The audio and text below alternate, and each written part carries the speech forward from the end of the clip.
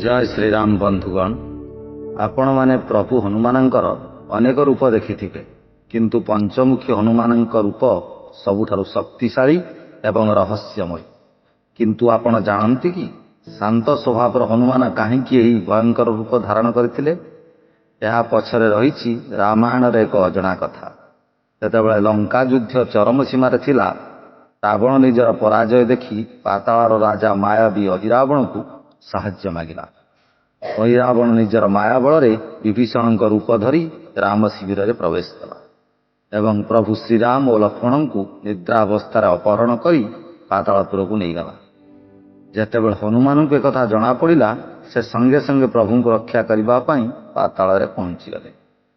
सेठारे से जानवा पाइले जे अहिरावण को मारिबा सहज नुह।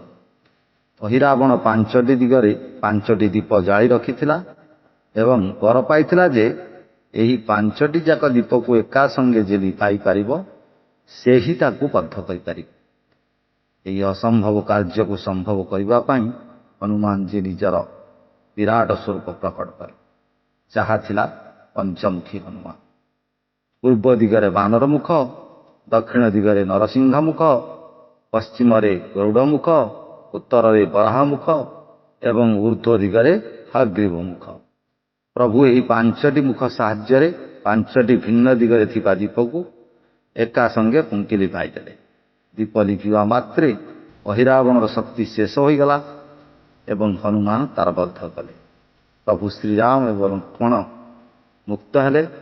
सही दिन ठारू पंचमुखी हनुमान को सर्वशक्तिमान सुरक्षाकारी भाव में पूजा करा जाए। मान्यता अछि जे जेउठारे पंचमुखी हनुमान को पूजा हुए सेठारे कौनसी विपद रहे ना।